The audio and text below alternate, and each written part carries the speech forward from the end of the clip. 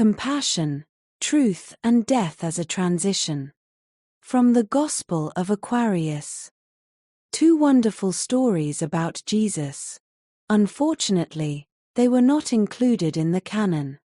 Jesus' birthday. 15 Joachim says to his grandson Jesus, "Today you are passing the 7th milestone on your journey through life. You are now 7 years old, and in memory of this day, you may wish for something that will bring you joy." 16 I do not want a gift, says Jesus, for I am content. But if I could make a lot of children happy today, it would be the greatest joy for me. There are many such children here in Nazareth who are always hungry. They would like to share the meal and the joy of this day with us. 18 Therefore, my greatest gift would be your consent to seek out all the hungry and bring them here to dine with us. Very well, says Joachim, run and bring the children here, we will provide the meal. Jesus hurries off. He goes into every little hut and every home. With few words, he invites them to the feast. After a short while, a cheerful, ragged crowd of children, probably 160 in number, follows him to Marmienweg. The guests make room. The hall is bursting at the seams, and Jesus and Mary help with the serving. There is enough food, and happiness shines in everyone's eyes. Thus, the birthday wish became the crown of righteousness. Note: this scene reveals the essence of divine love. True joy comes from sharing.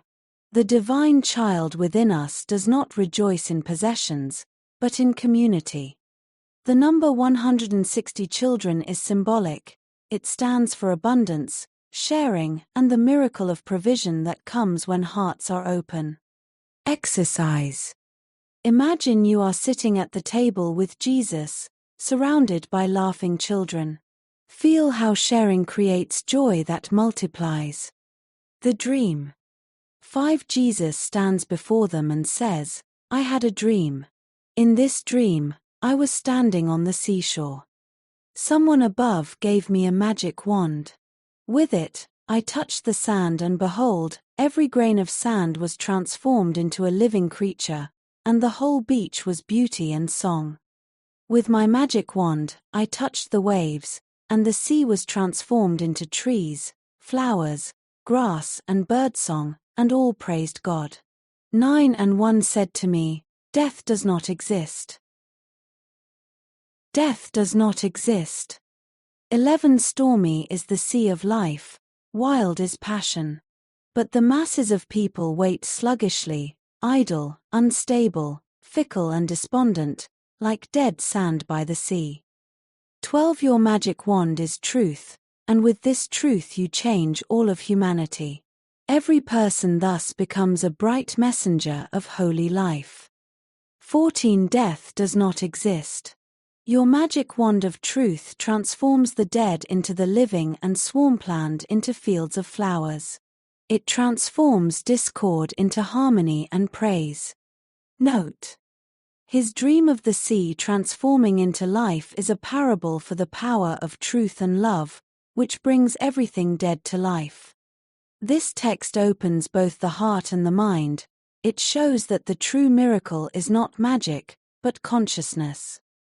The sea is the image of life, sometimes stormy, sometimes calm. The magic wand is truth. It transforms the unconscious into consciousness, the dead into the living. Where truth touches sincerely, healing begins. Truth is not hard when it comes from love, it is creative. Reflection question. Where in my life can truth bring forth something alive today that was previously petrified? Your magic wand is truth, and with this truth you change all of humanity. It transforms discord into harmony and swampland into fields of flowers. Note: the truth that Jesus proclaims is creative energy. It does not destroy, it transforms. And it invites us to be co-creators, collaborators in divine harmony. Truth without love is cold. Love without truth is blind. Only both together redeem and transform. Death and dying. Verse 5. John has reached the age of 12 when Elizabeth, his faithful mother, dies. John weeps, his heart is deeply saddened. Matheno comforts him and says, "Death is not man's enemy. It is his friend, and when his life's work is done, it cuts the silver cord in two so that man's boat can leave the earth and then sail pleasantly on gentle seas." No language can express the value of a mother. Your mother's value is truly great. She was not called before her work was done.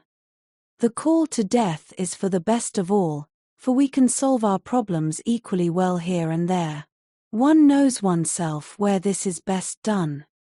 Note: death is not an end, but a homecoming.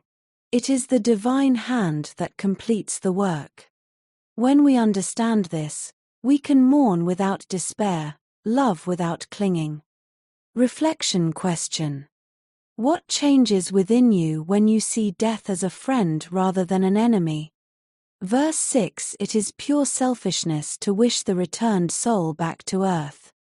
Note: true love sets free. Those who hold on bind the soul, those who let go bless it. Grief is allowed, but it should be transformed into gratitude and peace. Exercise: silently bless those who have departed. Say inwardly, "Go in light and love. I hold you in my heart, free from pain, free from attachment." Verse 11. Only a pure heart recognizes the King. Those who want to teach people purity must themselves be pure in heart, pure in words and deeds. Note: purity means clarity, truthfulness, simplicity. A pure heart is a quiet heart, free from pride and judgment. Question: how can I purify my heart every day? Through prayer, truth, silence, or forgiveness? Verse 14. Those who stand at the crossroads, pointing the way but not walking the path themselves, are mere signposts, nothing more. A block of wood can do the same thing. The Master walks the path. His footprints are clearly visible along every step of the way, and everyone knows that the Master has walked this path. People recognize their inner life through their actions and omissions. Form and ceremony help them on their way to God. Note: true authority comes from lived experience. You do not convince through words, but through being.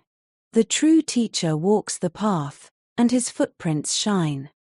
Reflection: am I a guide or a follower? How do others recognize the path I am walking? In summary, death is part of the cycle of life, a gateway, not an end. Love means letting go and trusting. Purity arises from truthfulness. Credibility grows from living as a role model. God dwells in the heart, not only in the temple. Those who walk the path of purity and love build the invisible church of the heart, which knows no end, neither in life nor in death. Closing prayer. Great Spirit, you are the source of all life. Teach us to recognize death as a friend, and to live life in purity and truth. Make our hearts a temple of your peace. Help us to let go of what passes away, and hold on to what is eternal. Love, light and truth. Amen.